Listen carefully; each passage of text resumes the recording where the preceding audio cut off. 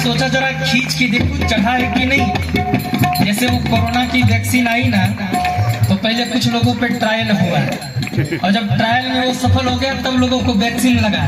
तो भगवान ने भी सोचा जरा ट्रायल करके देखूं चढ़ा है कि नहीं, और जैसे ही खींचा दाव जरा तेज का लगा, ध्वनि हुई तड़ तड़ तड़ तड़, कहीं छन राम मत धन तोड़ा भरे भुवन धुनि घोर कठोरा, कहीं छन राम मत धन तोड़ा भरे भुवन धुनि घोर कठोरा, भरे भुवन धुनि घोर कठोरा, भरे भुवन धुनि घोर कठोरा, भरे भुवन घोर कठोर, रव रवि बाजित जिमार चले गज ढोल नहीं सुर असुर मुनि कर कान लीने सकल विकल उचारहि, कोदंड खंडे राम तुलसी जयति बचन उचारहि, जयति बचन उचारहि, जयति बचन उचारहि, जयति बचन उचारहि। बोल रामचंद्र भगवान की धनुष टूट गया, टूट गया कि नहीं? टूट गया। अरे तो राम जी के लिए ताली तो बजा दो एक बार, बड़ी मेहनत करी राम जी। जैसे ही धनुष टूटा सब आनंदित हो गए। सखियों ने कहा जानकी जी जयमाल पहनाइए। सीता जी जैसे ही जयमाल पहनाने आई है, बड़े ध्यान से सुनना, राम जी खड़े हैं, जानकी जी भी खड़ी हैं। राम जी ने धीरे से जानकी जी को इशारा किया, जानकी जी पहना दो ना जयमाल। सीता जी ने कहा प्रभु बड़ी जल्दी है रही है, हाँ? आज मैं आपको जयमाल नहीं पहनाऊंगी। क्यों? माता जी ने कहा प्रभु जैसा था गुमान आपको कमान खींचने में, जैसा था गुमान आपको कमान खींचने में, वैसी ही स्वाभिमानता मैं भी दिखलाऊंगी। पिताजी रो रहे हमारे, सभा व्याकुल है और आप बैठे बैठे सोच रहे चलो धनुष उठाना ही है, बाद में उठाऊंगा। बहुत आपने इंतजार कराया है। राम जी जैसा था गुमान आपको कमान खींचने में, वैसे ही स्वाभिमानता मैं भी दिखाऊंगी। अरे धनुष तोड़ने में तरसाया है आपने मुझे, मैं भी जयमाल पहनाने में तरसाऊंगी। जब तोड़ने में विलंब किया है तो जोड़ने में तो विलंब होगा ही होगा। सरकार खड़े रहो। 5 मिनट बीता तो राम जी ने फिर धीरे से कहा कि जानकी देखो सब देख रहे, अब तुम जयमाल लेकर खड़ी हो, मैं थोड़ा सा सिर झुकाए खड़ा हूं तो पहना दो ना। तो जानकी जी ने कहा कि प्रभु जयमाल पहनना है। हाँ हाँ बहुत विलंब हो रहा। तो जानकी जी ने धीरे से हाथ ऊपर किया और जैसे ही हाथ ऊपर किया ना, एक समस्या हो गई। क्या समस्या? राम जी थोड़े लंबे हैं और जानकी जी थोड़ी छोटी हैं। और इतना ही नहीं, राम जी बड़े से पटरे पर खड़े और तीसरे लंबा सा मुकुट लगाया है। अब जानकी जी बार बार हाथ ऊपर करे, हाथ तो जाए ही नहीं। तो जानकी जी ने धीरे से कहा प्रभु एक काम करो। क्या?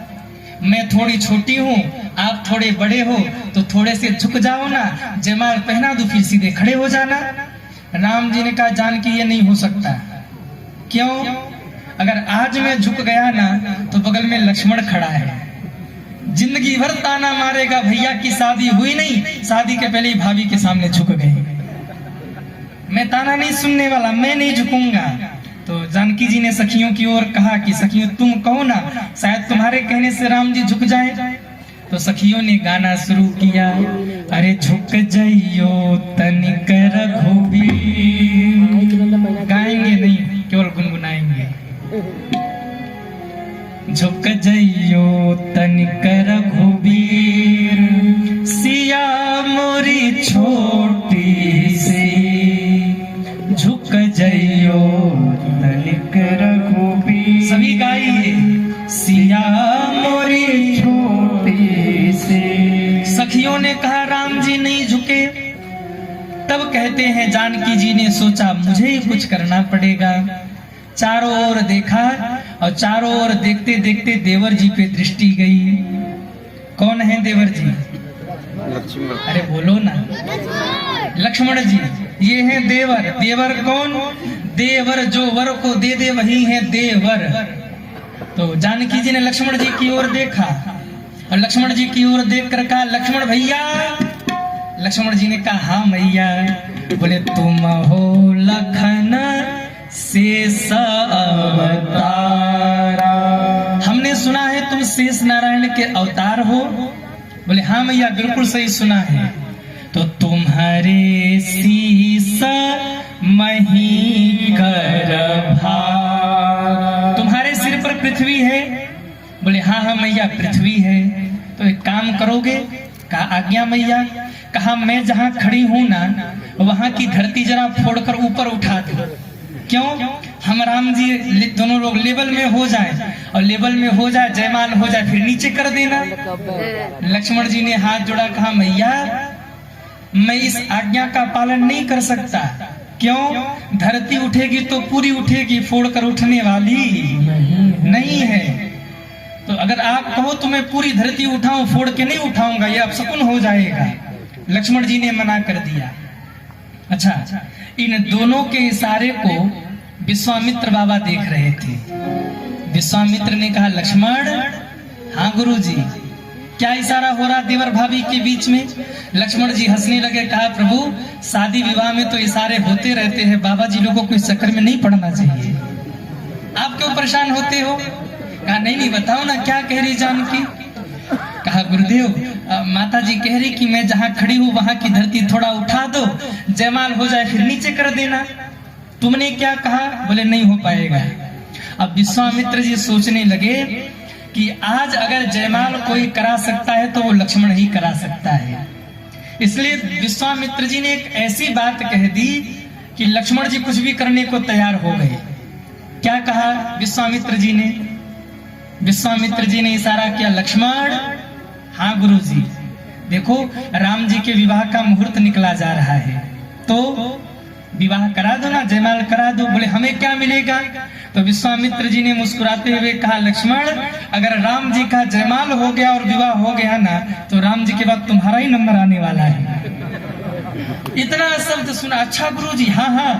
लक्ष्मण जी तुरंत मंच से कूदे, बोले, रामचंद्र भगवान की, रामचंद्र भगवान की। दौड़ते दौड़ते आए, राम जी के चरणों में साक्षात दंडवत करने लगे। राम जी कहने लगे, लक्ष्मण क्या हो गया? बोले, प्रभु आज आपने बहुत बड़ा काम किया है।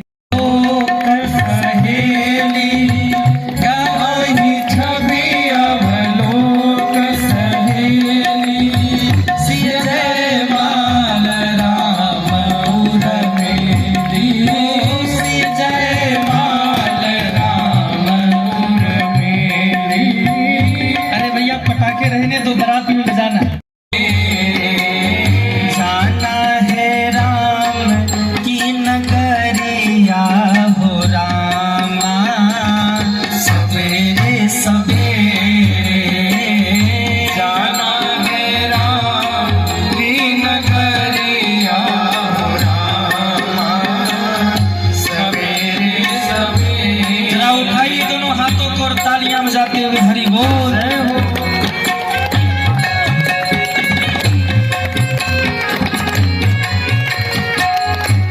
मन के मनाते चला, हरि गुण गाते चला। मन के मनाते चला, हरि गुण गाते चला। मन के मनाते चला, हरि गुण गाते चला। मन के मनाते चला, हरि गुण गाते चला। अब दिखी है राम जन करिया हो रामा, सवेरे सवेरे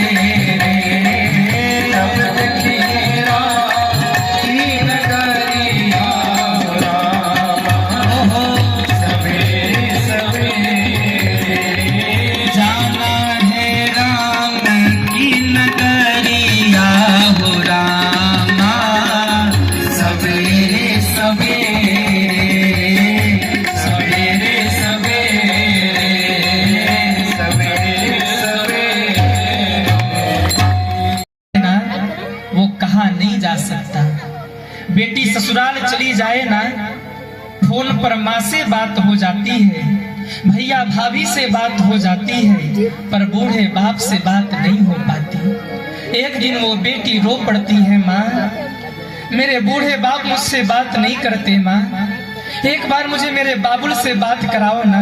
बड़े दिन हो गए बूढ़े बाप का आवाज सुने। वो माँ अपने छोटे से बच्चे को वो हाथ में मोबाइल लेके कहती है, बेटा अपने बूढ़े बाप को ये मोबाइल देकर आओ, तुम्हारी दीदी तुम्हारे पिताजी से बात करना चाहती है। वो बच्चा दौड़ कर जाता है, मोबाइल बाप को देता है, फोन कान के पास लगाता है। वो बेटी रो पड़ती है, बाबुल कैसे भुला दिया बाबुल आपने हमें, जब हम छोटे थे तब तो इतना प्रेम किया करते थे, आज इतना दूर कैसे भेज दिया बाबुल। बड़े दिन हो गए आपको देखे, एक बार तो आ जाइए, आपको देख लूंगी, हमें ही बुला लीजिए, इतना दूर क्यों भेज दिया बाबुल। और इतना कहते कहते जब बाप नहीं बोलता तो वो बेटी चीख पड़ती है, बाबुल यदि हमसे कोई गलती हुई है बाबुल हमें डांट लो। पिताजी मुझे डांट लीजिए, मुझे दंड दे लीजिए, पर ऐसे रूठ कर चुप मत रहिए, कुछ तो बोलिए। आज बड़े दिन हो गए आपके मुख से कुछ सुने। उस बूढ़े बाप के हाथ से मोबाइल छूट जाता है। वो बूढ़ा बाप धरती पर गिरकर पछाड़ खाकर रोता है, बेटी मैं तुझे कैसे कह दूं, जिस दिन तेरा कन्यादान किया था उसी दिन इस बूढ़े बाप के लिए उसकी बेटी पराई हो गई, अब तो इस बूढ़े बाप की नहीं रही। वो बूढ़ा बाप बोल नहीं पाता। ये संबंध होता है एक बेटी और बाप के बीच का। आज जानकी जब विदा हो रही, सिया बिलो की धीरता भाग रहे कहावत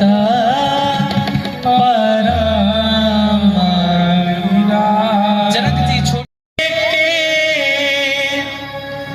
आइले ससुरवा,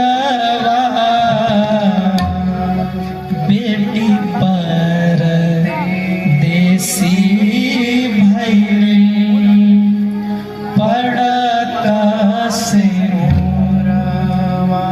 इकलौते बेटे की मौत हो जाए तो भी शायद कोई बाप अपने हृदय को कठोर कर ले, वो न रोए, लेकिन दुनिया का कोई बाप ऐसा नहीं होगा बेटी विदा हो रही हो और आंख में आंसू न आए। जनक जी पछाड़ खाकर रोए हैं, बेटियां विदा हो गई, कहीं सुख है तो कहीं दुख है, कहीं रुदन है तो कहीं आनंद है। जनकपुर में सब रो रहे क्योंकि बेटियां विदा हो गई, अवध में सब प्रसन्न है क्योंकि चार चार बहुएं घर में आ गई। अब राम जी लौटकर घर आ गए अवध में, तो अब राम जी को अयोध्या में रहने दीजिए। इसके आगे सब की आरती श्री रामायण जी की, कीरति कलित ललित सिया की, रावत संतत शंभु भवानी, भगवत संभव मुनि ज्ञानी, व्यास आदि कविवर बखानी, सुंदि गरुड़ के गीति, आरती श्री रामायण जी की, कीरति कलित ललित सिया की, कलिमन हरण विषय रस पीति, बदसनार मोक्ष जुमति की, कलन रोग भव मोरी अमिति, आरती श्री रामायण जी, कीरति कलित ललित सिया की, पूर्ण गौरम करुणावतारम, संसार सारम भुजगेन्द्रहारम, सदा वसन्तं हृदयारविन्दं, भवं भवानी श्रीतं। आरती श्री रामायण जी की, कीरति कलित ललित सिया की। बोलिए हनुमान जी महाराज की, बोलिए श्याम रामचंद्र भगवान की। ओम नमः पार्वती पते हर